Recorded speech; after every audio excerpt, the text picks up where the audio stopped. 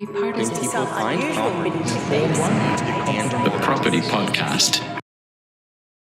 Welcome to the Property Podcast, ladies and gentlemen. Craig Stewart, your host. Be about episode number, what have we got? Episode number 6 now, isn't it, Anj? 106. Episode 6.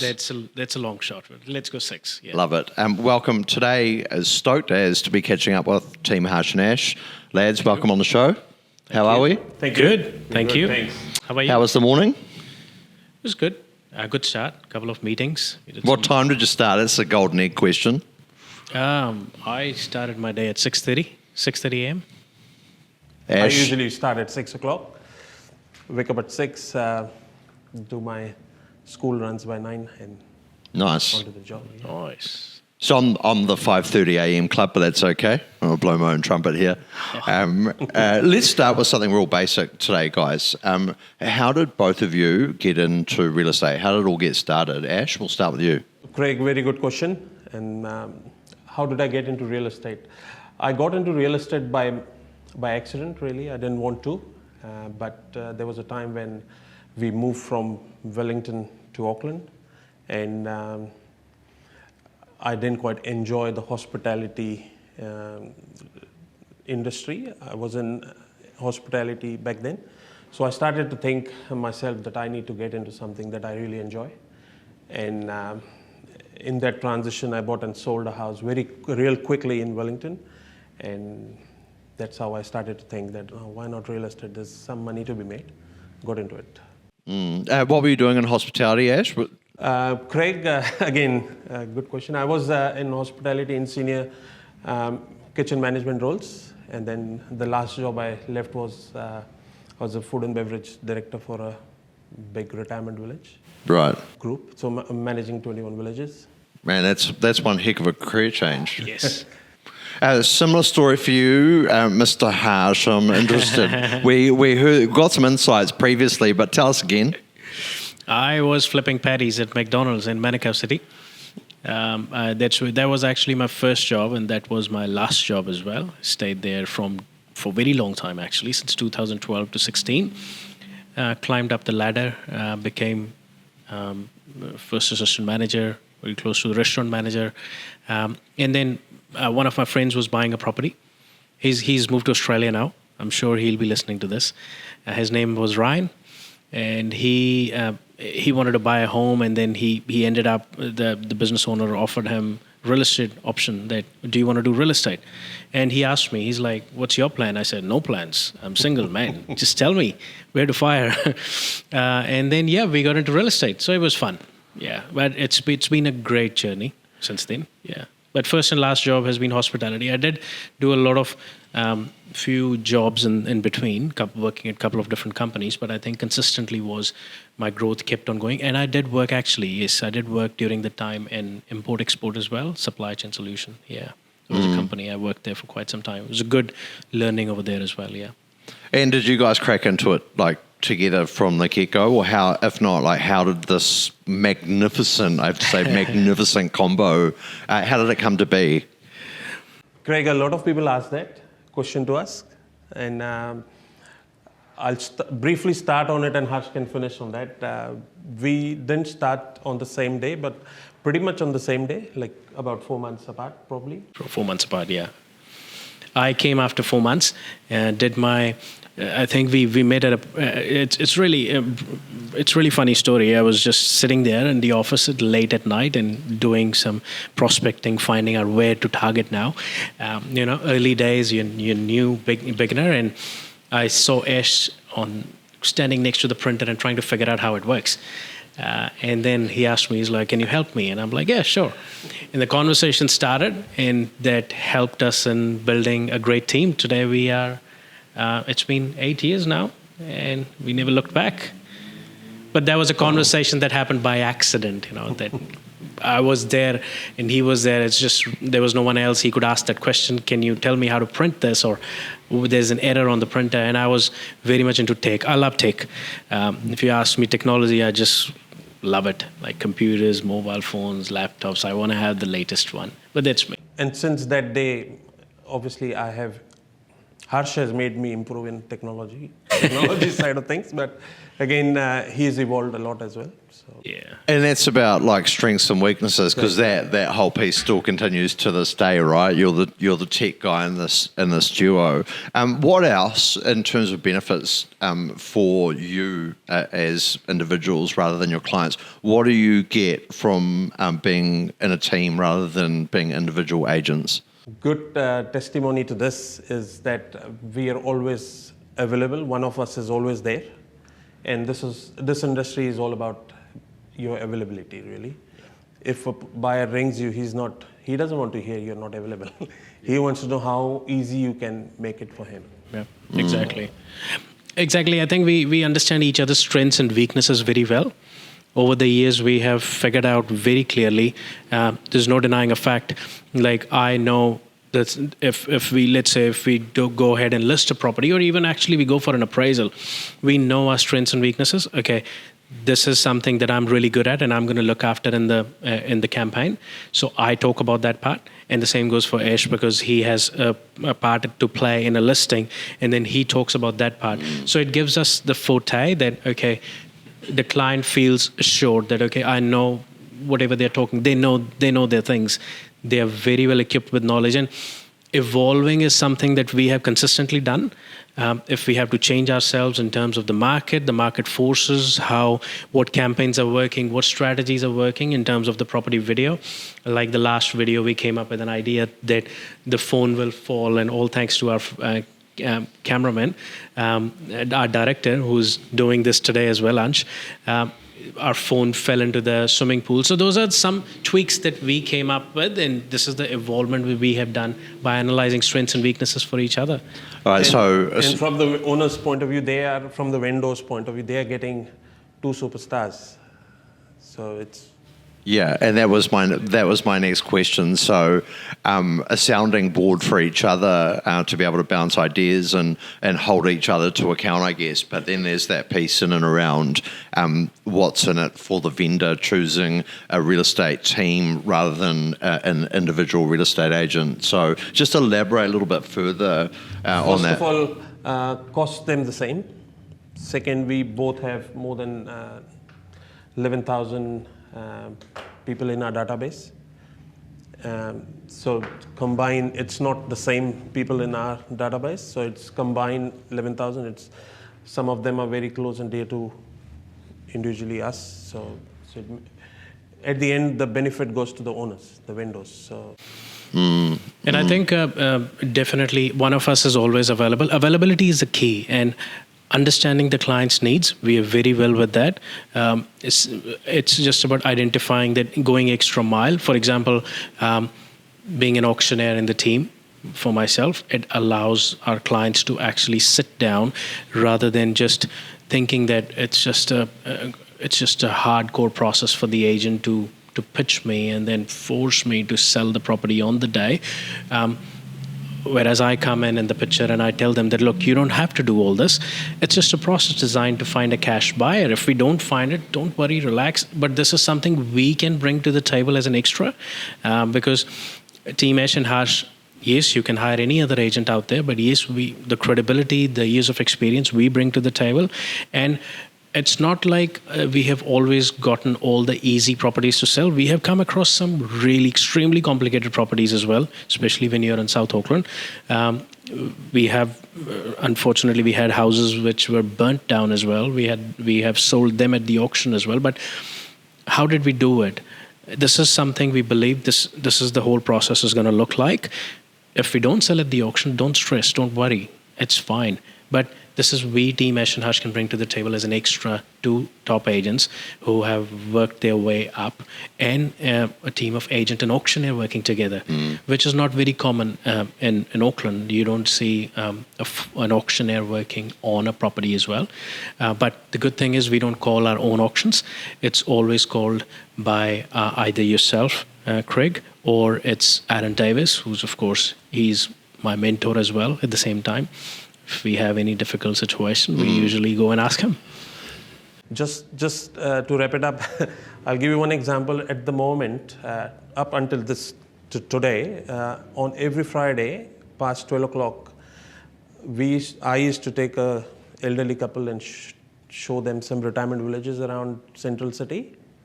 And 2 days back, they signed up on a retirement village unit. So they have houses coming on the market. But this is something that we can do only because there are two of us.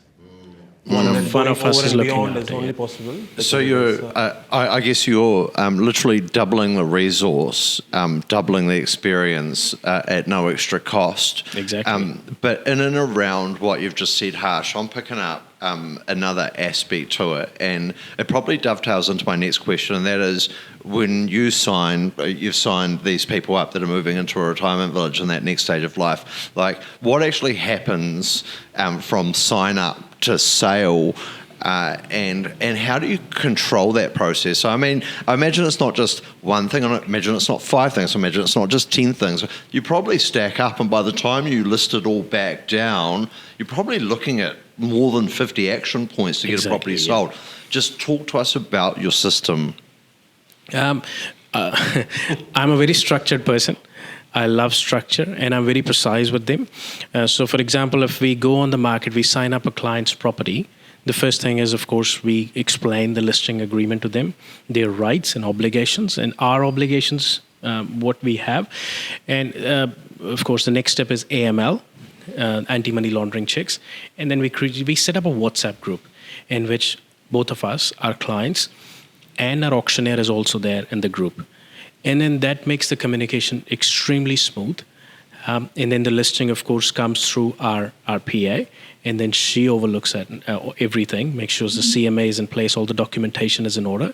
And then the property goes to our admin staff. And then from there, the dates are aligned that, okay, this is the date we put in our WhatsApp group. This is the date we'll go live.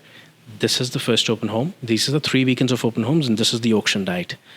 And then everything is actioned right away. So we don't waste any time. For example, the moment we got the listing agreement signed, that's the same day the LIM report is ordered, because that takes about 10 working days from the council. If you're lucky, can take more as well these days. But the structure comes in the picture, and then and if you put all that information and you equip clients with they get a video as well from us the moment we sign up a property, that these are the questions, this is what we'll go through. Because we always say to the clients, and we did discuss in the last podcast as well, that appraisal is just it's worth only the piece of paper it's printed on. The agent's word didn't come with a 10% deposit. So the best way we can do is we can give you as much information available in the market, put it in the WhatsApp group for you, the recent sales in the area, what's coming. Because what's coming on the market is like staying ahead of the curve. Because what's sold in the market right now, it's becoming irrelevant. Because every week the market is changing. Because what information we had on the day we did the appraisal and today, it's completely different. There are 6 sales. I think if someone jumps on your social pages, they'll see a recent post to say the market moves faster than people do. Yes. And what you just said, just talk about that WhatsApp group. I think one of the biggest complaints about real estate agents is a lack of thorough, good, clear, concise communication. I'm getting the feeling that you know that, and that's kind of where that WhatsApp group comes in. People never left wondering what's happening when they sign up with you. Exactly. I think we have sold properties ourselves, our own homes, and we have come across how, you sign up a property and then the agent just rocks up on the weekend, and then second weekend and third weekend he gives you the report, oh, I'm sorry, I think, but you have to reduce the price by $50,000, $70,000. Where were you from last 3 weeks? Right? But this is when we experienced when we were selling the property. But I think that's when it all came to light. But as we mentioned, that I'm a very structured person. So the day we start the campaign, WhatsApp group has all the information, recent sales, the day we go live, the day how the campaign is. The moment open home finishes, it's a part of the Harcourt's promise as well. We put in their post-inspection feedback. 6 groups came through today. We'll update you once we have more groups tomorrow, and we call them the very same day and collect their feedback and put it in our system, which is the Vault, so that it helps us in creating a report. Because the moment you call the clients the very same day, the buyers, They remember everything. If you'll call them on Monday morning, they have seen about 10 houses on the weekend. How do you expect them to remember your property? And you look really amateur when you start telling them, oh, I'm calling from a property which had 3 bedrooms and there was a section at the back. No. You call them the same day and you tell them, hey, I just met you at 1 o'clock today. It was a pleasure meeting you. Thank you so much. You and your partner came along, but the owners are extremely motivated and would love to hear your feedback. What are your thoughts? Is there anything, the pushbacks that we have gotten, any significant pushback that you believe, or anything that owners can change in terms of the flexibility of the settlement deposit that can help you to attract towards this property? But of course, you can't change the floor plan of the house. But but if there are some aspects that we can change, will just help us in navigating through. Like we have just done a winter report before and presented coming. a pre-auction offer. And presented a pre-auction So I was offer, getting yeah. to the point where, because of this proactiveness, what we have noticed is we're starting to see pre-auction offers now. Yeah. Because buyers who are out there, they want to try on this property first before they move on to the second one. So. And it's only 8% of the properties in Auckland get pre-auction offers. Are you as quick to share good news as you are to share perhaps information your vendors where owners are not wanting to hear? I think if you don't share all the news to the owners, you become an order taker. They don't want an order taker. They want someone who can help them find a solution. If your job is just to give them all the happy news, 6 people came through, great open home, I'll be in touch with you next week. You're not doing your job. Because only one person is going to love it. So I think good news and bad news, it all comes hand in hand. It's a package deal. And at the end, if you don't sell the house, you're not doing any favors anyways. So. And I think pre-auction offers is it's a low pre-auction offer that we presented today. But we can consider it as a bad news that it was a low, but we can consider it as a good news that we had a pre-auction offer after the first open home. So it's how you look at this perspective. We had the opportunity to sell today, but no pressure from our end. We are glad you said no to it, but we had an offer. We have decided not to sell. That's why we are here for. We'll fight for more money. So you're presenting facts and you're framing facts, Exactly. but ultimately they're getting the information they need Exactly. to be able to navigate forward. Is that fair enough? 100%. Talk about navigation. Not every property will get a pre-auction offer. Not every property is going to sell on auction day, and I think it's really important that the agent knows how to navigate that process, particularly the where to from here. So just talk about it. A scenario whereby property's gone to auction, property passed in. What are you then talking to your vendors about? What's the next step there? And not every property which is listed currently with anybody else is going to sell. We recently sold 2 properties which were listed with some other agent for more than 90 days. And we got in and Harsh can explain. Yes, definitely. Answering your question, 100%. Most of the properties these days, anything that you have, I think over $1 million, it's not that straightforward to sell it under the hammer because, of course, the debt-to-income ratio, the serviceability, the borrowing capacity of the buyer. We had a perfect example, was 42 Matarangi Avenue, Totra Heights. We have just sold, what Ash is mentioning. It was listed by another agency before us. And we signed it up, took it up for auction. The owners were super hesitant because it was a second time around to the auction. The good thing is we had a bid up to $1,195,000. The vendors asked us, what do you think we should do? We told them, no problem. Can this number work in any form for you? They're like, no. So, no problem. Pass it in. It's okay. We'll go to the conditional market. That just means auction is just a 3-week process. As we, in our last podcast, we discussed, it's like boarding a plane. It's like you give deadline that, okay, this is the deadline. If I find a cash buyer, it's a win-win. If not, what's the harm? There's no extra cost involved.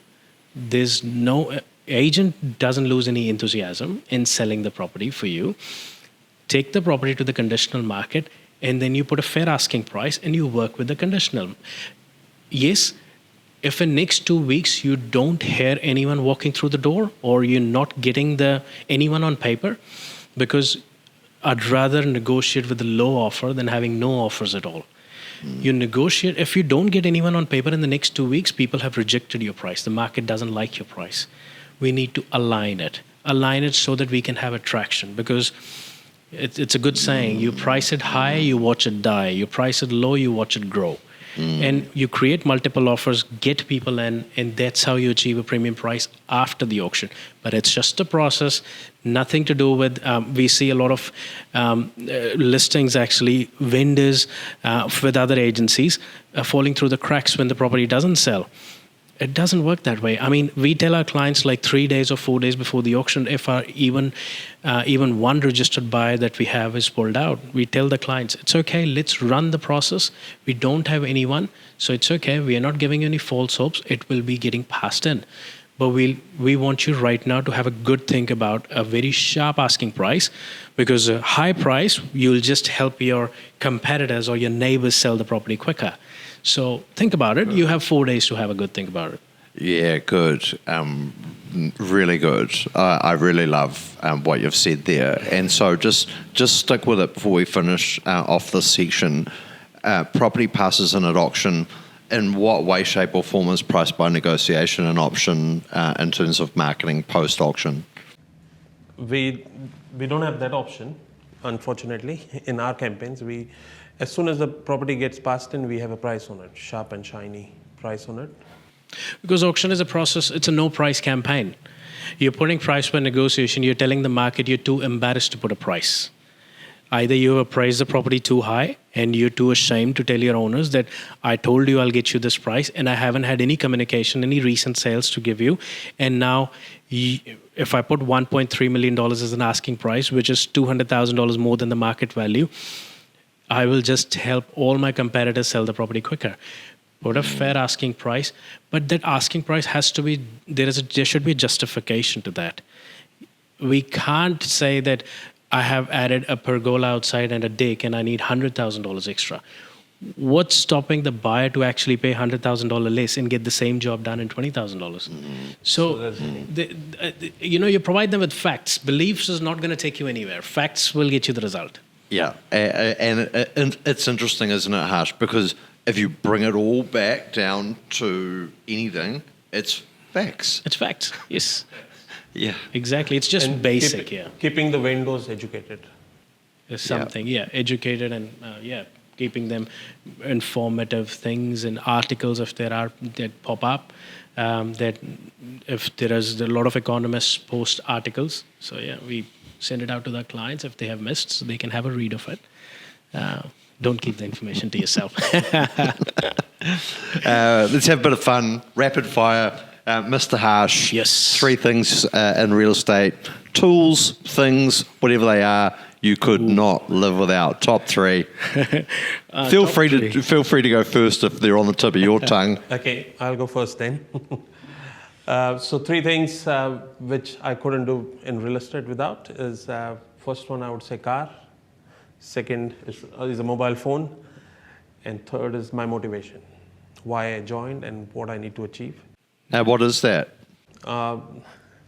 Some financial goals, of course, and I don't see myself working. Yeah. You've said that to me before. Yes. Yeah. So retire early. And that's fair enough early, goal. yeah. So everything that I'm giving up now, I want to enjoy. Love it. Not after 65 though. Love it. Love it. And if you're alive now. If you're alive. Subject.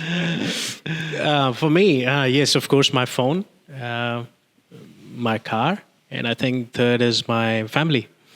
I've got a beautiful wife and I've got 2 fur babies. And that's the biggest motivation I have to have fun. And I like my car a lot. So definitely. That's one of the factors.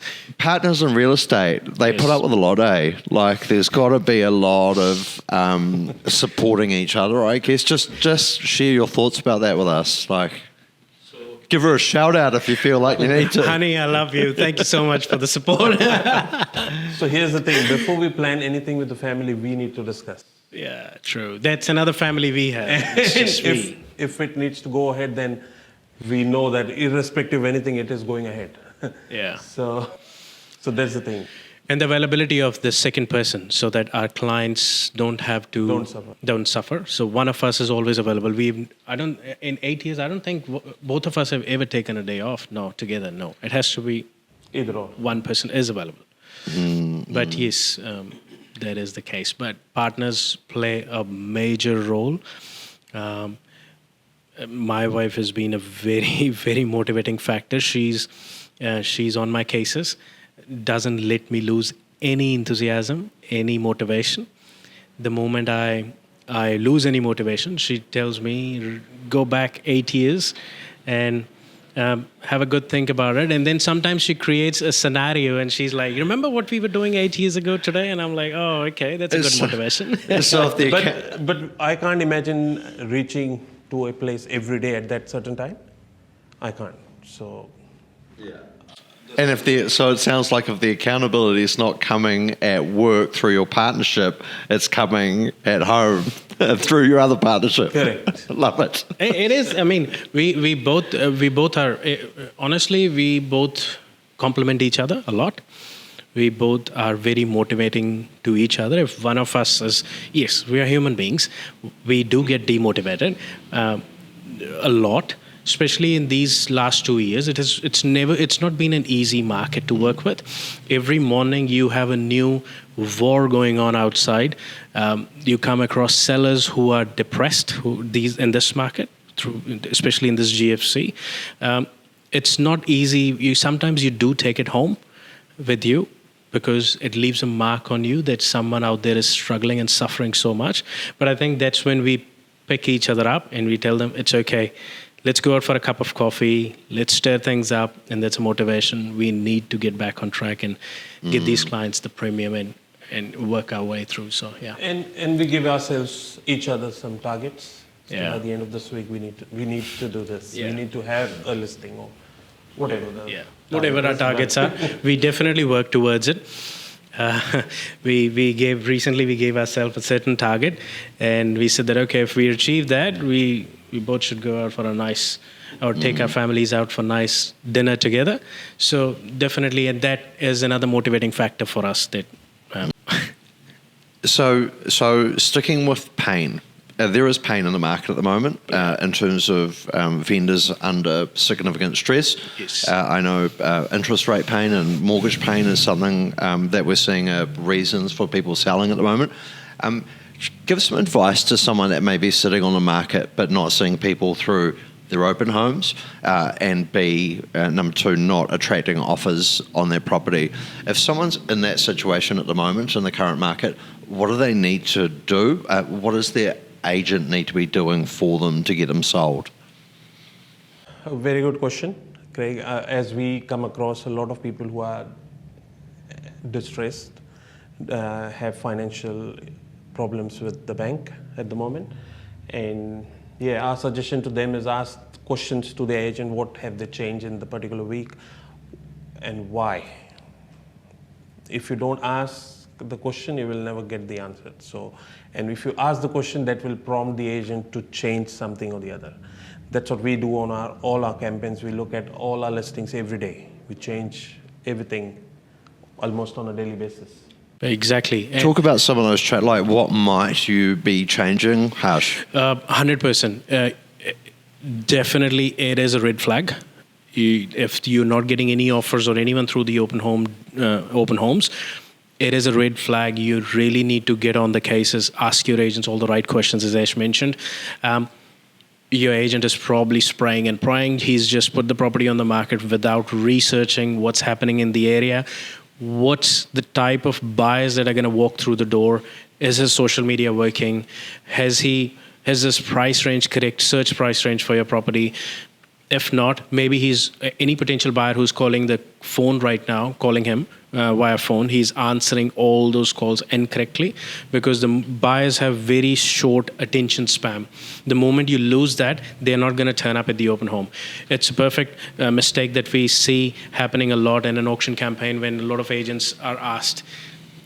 You pick up through this medium, I would recommend clients to actually give a call to any agent out there who's selling a property via auction and You call them and you tell them, hey, what's the price range? And they'll give you, oh, my owners will sell somewhere in the vicinity of 1.1 and 1.2. Your campaign will fail 100%. Because do you think the buyers don't know the value of the home?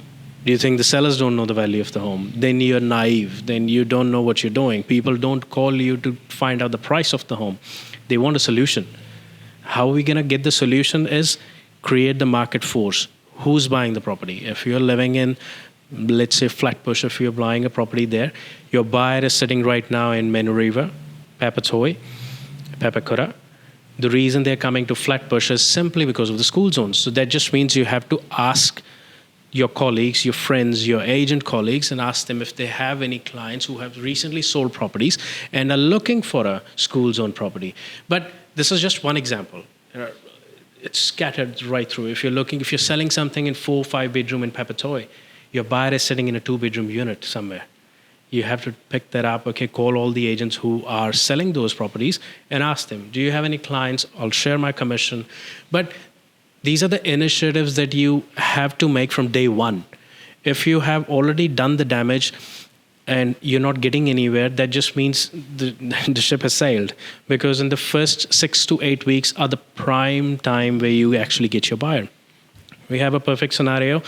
69 Matarangi Avenue was on the market with us for a wee while. And then after 6 weeks, we couldn't get our owners what they wanted. Rather than just telling our clients no one came through the door, we picked up the phone and we told them, hi, we don't think we should do this. Let's not just keep doing the open homes. Let's take it off the market. Our photographer did a phenomenal job, went ahead and took some really nice photos again. We went up on TradeMe, spent about $1,200 again. First weekend of open home, multiple offers were presented, and there was an offer. It's now sold. Offer and a backup offer in place. And the backup offer person called us pretty much every day to find out if the first offer is fallen or not. So we could have just done another 2 open homes without anything. But $1,200 in return got us the result. Was it worth investing? I think there is an answer to the question. And if the property has gone past the auction, then right, like Harsh said rightly, that you rather deal with low offers than no offers. So. Because buyers are smart. If they offer, every buyer has a right to make any offer. Your job is to negotiate and take it to the sellers and work your way through. You'll be shocked. So many times we have seen sellers coming up by $200,000, $300,000. They know the price of the area. They just wanted to lowball and find out. But most of the agents, you know what they say? Oh, we're not taking this to our sellers. But who are you to decline that? It's not your home. It's the seller's home. Today we presented a pre-auction offer. The first thing before we presented it, we told the owners we know it's low, and at any stage we are not recommending you to take it. But the positive is we have something to work with today. But it's okay. Let's push it away. Let's work. Keep marching forward. It happens. This is very common. We'll get you the right price that you are after. But till that time, we'll give you some recent sales in the area, and then you have a decision to make on the auction day. But there'll be no pressure. And we had a good cup of coffee, and we left happily. Yeah, exactly. It was a good conversation. And look, buyers know facts, don't they? It's not like 10 years ago, 15 years ago, Yes. where you don't have this multitude. And even if they don't, Craig, they've got their mortgage brokers, they've got friends and family who will let them know about the facts. Exactly. So nowadays. You're taking a client out for lunch in South Auckland. Where are we going, Harsh? Where are you taking them? South Auckland. Cafes, yes.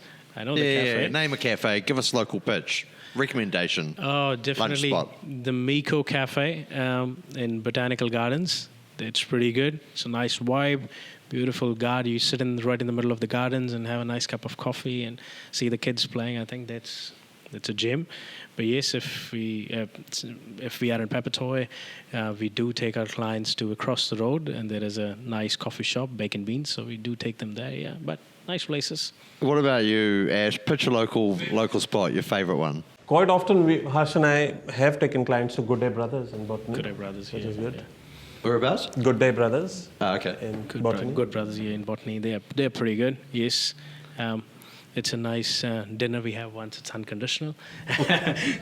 So, but yes, we do go out to nice places like that, and Yeah. Sticking with the theme of food, out of the two of you, Harsh and Ash, who's the better cook? Oh, of course. You know the answer to this question. We've got a kitchen manager here, and we've got a dude that's flipping Big Macs. As much as I love Big Macs, ladies and gentlemen, I have to say. Yes. But no, I'm. So what? I'm Ash not has a got the cook. skills in that department. He's amazing. He's like a 5-star in that department, mate. He's got the 5 stars. You've got the knife and fork. So it sounds. Oh, that's true. I'll probably give myself 2-star. I can feed myself. That's it. I can't cook for anyone. Harsh, give us 2 things we probably don't know about you. I am a very spiritual person. I meditate a lot, and that's something that you don't.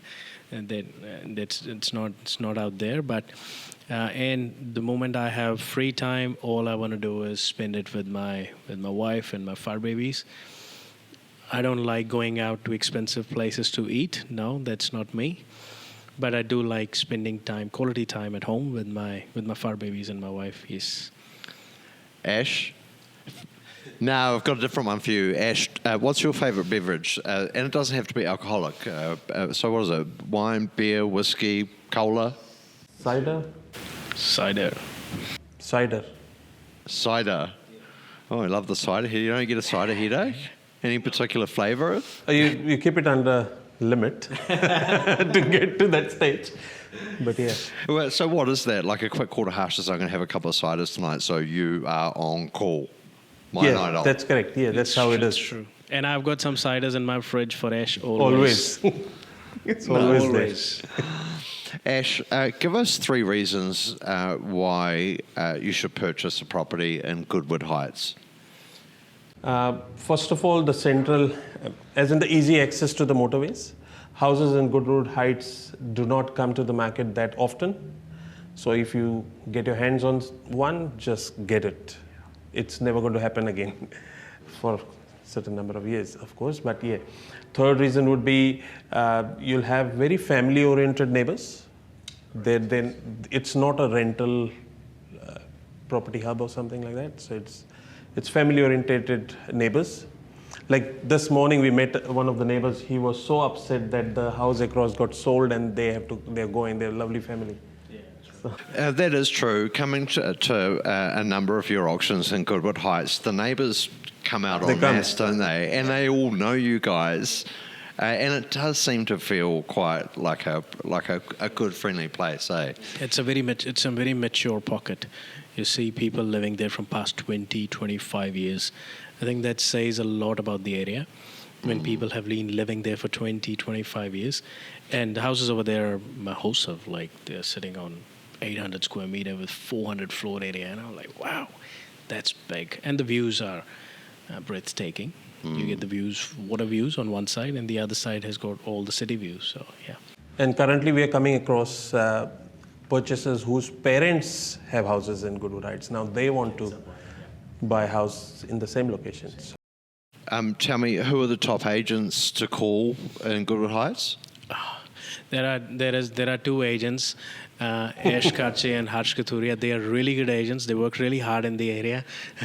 They know every street and every corner very well. So please call them. There's no other better agent in the area. And personally, we are invested in the area. We cannot undersell any house in the area.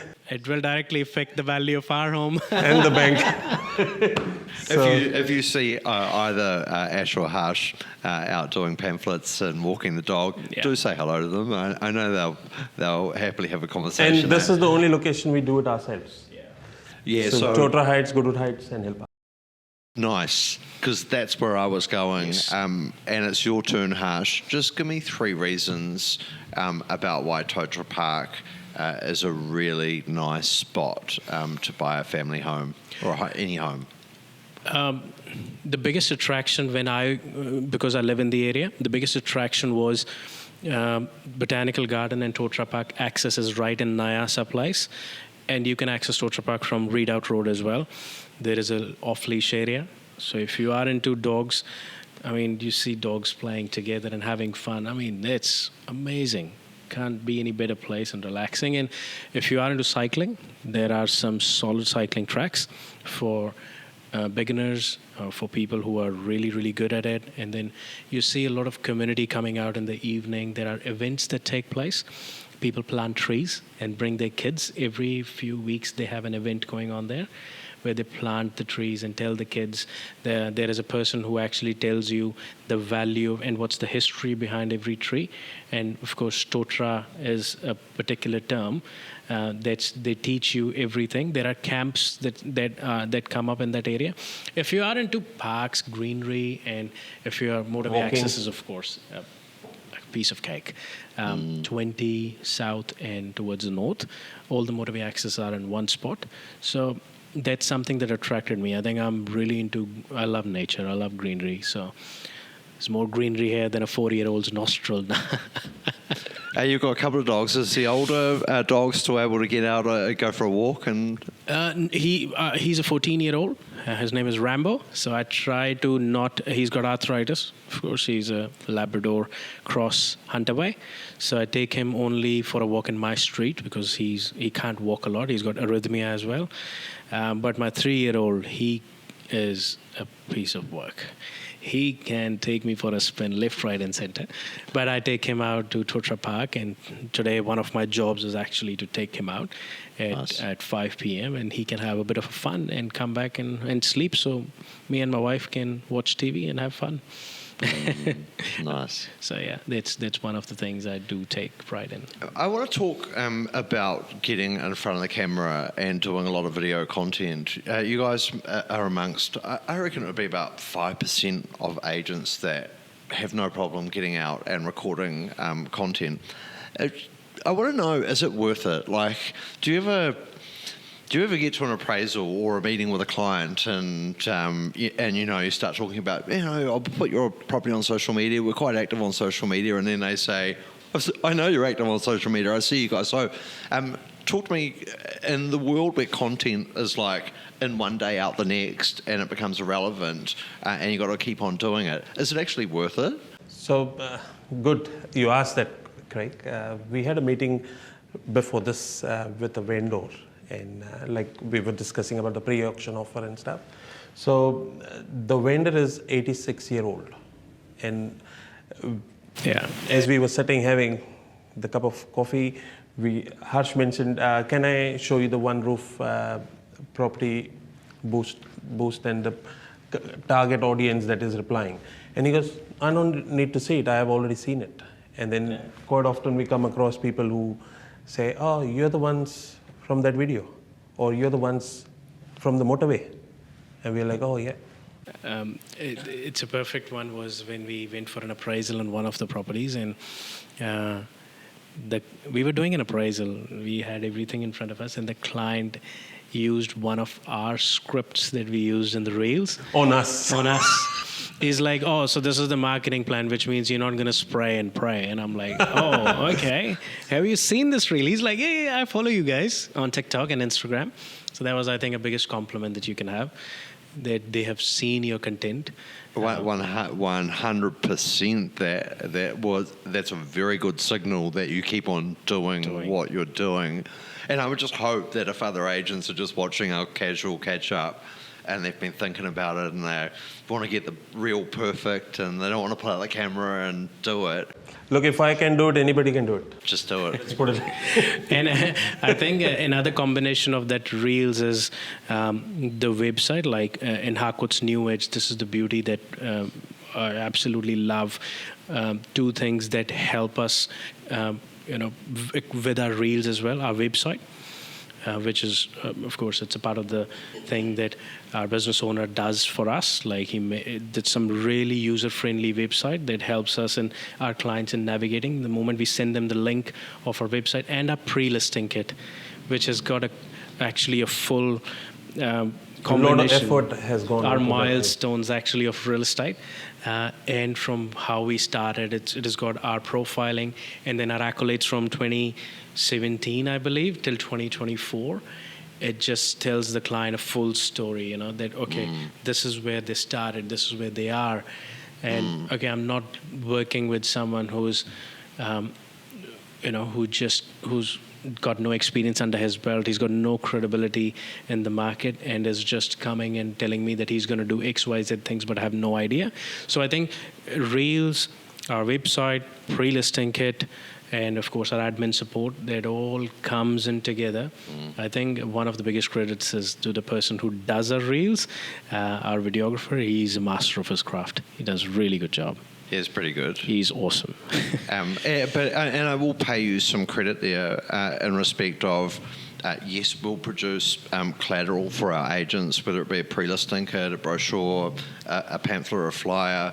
And we've got set templates we share with new agents when they start, so they don't need to think about it. But I have to commend, you guys are always looking to innovate, always looking to go, okay, that looked cool and that worked, but what's the future look like? What's next for us? What is the next design? Yeah. And so you're conceptualizing that, sharing it with the team, and then the team can bring it to life. And that's cool, because I don't see that amongst every agent that I interact with that has that foresight for the future.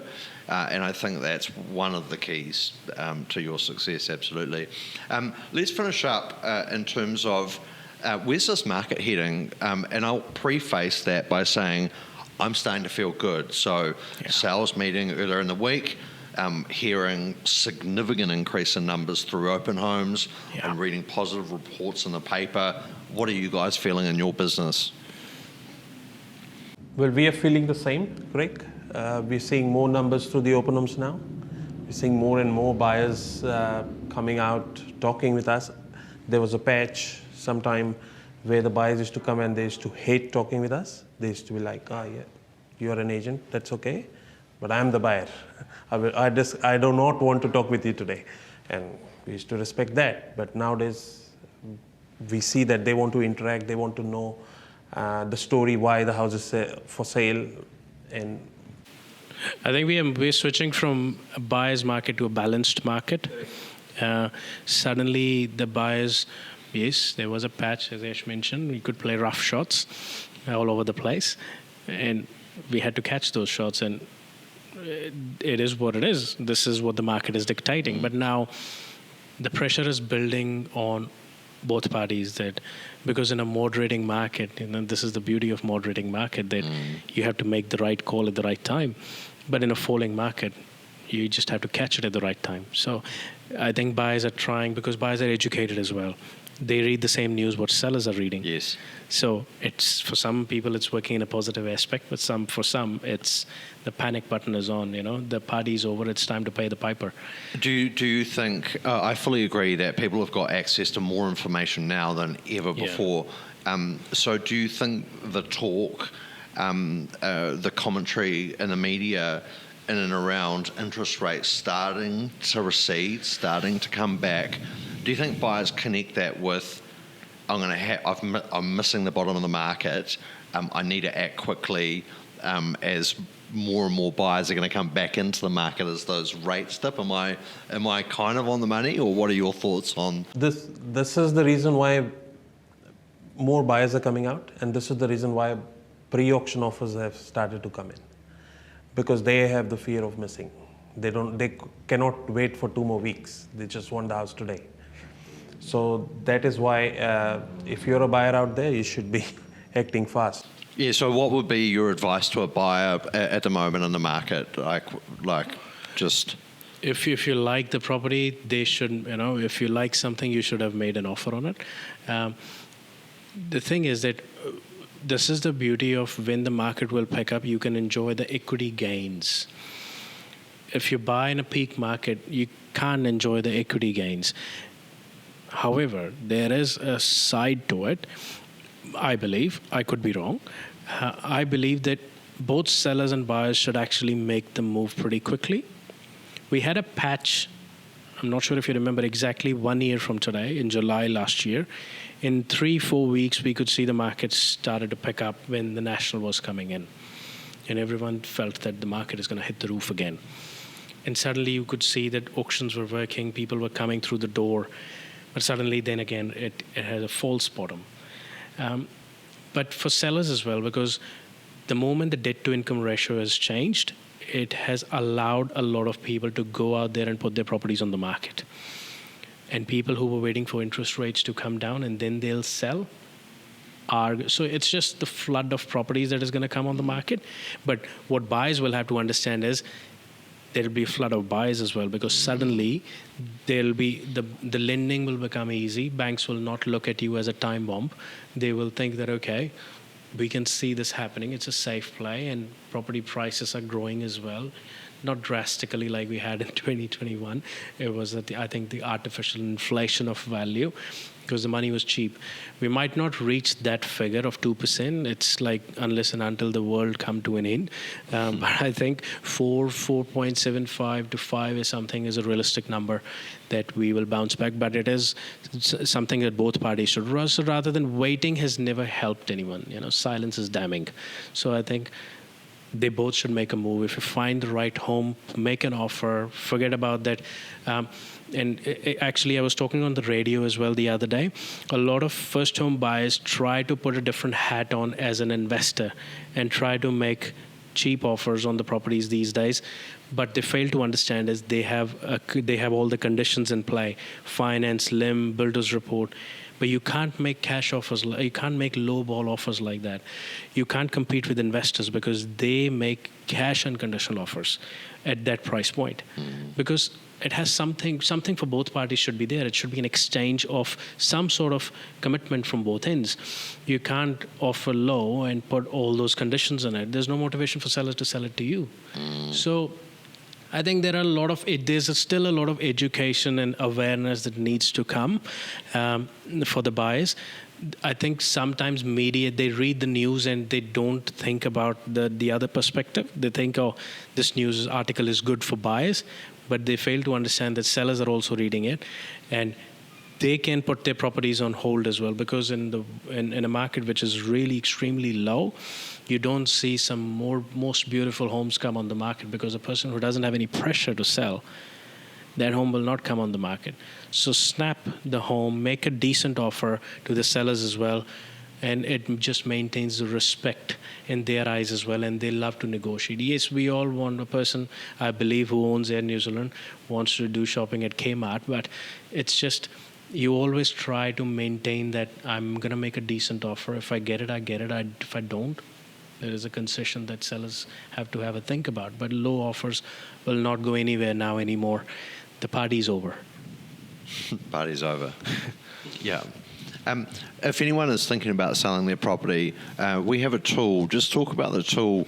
People aren't, if they're having a conversation with your significant other about planning for the future, but not wanting to sell right now, can people get a bit of a report without getting you out to the property to have a look through it? There's one thing that I think we can confirm over here on the camera.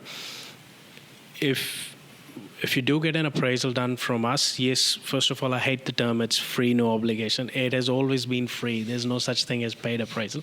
But if you want to find out how much your home is worth and how it's tracking along, give us a call and you'll have no pressure from us ever. We actually tell our clients at the time of the appraisal as well if they get the valuation done. We've just done one last week in Flatbush, and we told them, we will follow up with you maybe once in a month, but till the time we'll not bother you. It's not it's not a decision. You're not selling a car, $15,000. It's Precisely. Your biggest financial asset. Might take you up to 2 months to decide. Have a good think about it. Actually, we've just met one of the clients, and they said that, can you give us 2 months? It's an elderly family. And we said, take your time. We'll not bother you. And like a typical salesperson, don't think that we're not following up, but we just don't want the typical sales pitch coming out. You should sell now. You should sell now. We can smell the commission. No. Take your time. Financial decision. There's a lot of moving parts in it. When you're comfortable, give us a call. We are a phone call away always. That's really nice to hear, actually. That can really repel people. I get reports back of agents that go to an appraisal, and then the next week they're calling to say they've got an investor that they want to bring through the property. If they can sign the property up, and I'll bring my investor through. This investor only buys property in this area with a pool. And and then 10 days later, the offer falls. And that's a straight up lie. I've got an investor who only wants to buy in this area.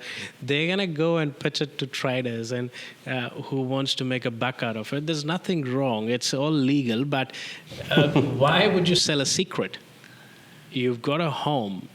I mean, putting a car on Trade Me, we pay about $200. You really think the house should sell without the marketing? I mean, there's no justification for that. People are spending $400-500 as well sometimes to sell a car, which is worth $10,000. You want to sell a $800,000-900,000 home without spending a dime. And the worst thing that sellers can think is when they say, my house will not need marketing. There's no such thing as smooth mountain. It just never happens. You can't do that. All you have is disappointment, because regret is a terrible thing. You're going to regret it after 6 months that I had the opportunity to do a good marketing. We actually have a testimonial from a client who said that, I wish I did a video of the property, but I'm super happy with the result. Timesh and Harsh got me. Happy to share as well. It's verified by Rate, my agent. Wow. And they said that, but the only regret I have is I didn't do a property video. So definitely 100% do the marketing. Nice. If people want to get in contact with either of you, Ash, share your digits with people watching. Digits. So the digits are 0210671647. Nice. And Harsh, if people would like to get in contact with you, and not just necessarily to book an appraisal, but to talk about anything, right? Anything real estate, please feel free to call us on 0211 951 991. Appreciate your time. Thank you so much. Thank you, Thanks, Craig. Craig. Always keen to see what happens next with you guys. Yeah, fun times begin. Let's go. Let's go. It was a property podcast. Thanks for tuning in, team, with Harsh and Ash. And I just reiterate, if you want to give the guys a call, if you're a seller thinking about selling in 12 months' time and just want some advice today, they're not. I think you would have picked up. These guys are not going to pressure and hound and provide undue stress in your life and in terms of signing up an agreement. And watch this space. We've got some exciting things happening. I gave Harsh a demo. I'm not going to let anything out of the bag just yet, but it's exciting, isn't it? 100%. Call Craig. He is the person who is responsible for our advertisements, which you see on Facebook, Instagram. He is the person to talk to if you are into real estate or you want to know how New Age family looks like. Call him or call us. Stop it. Until next time, Property Podcast, Harcourt's New Age. Talk soon. Take care. Thank you.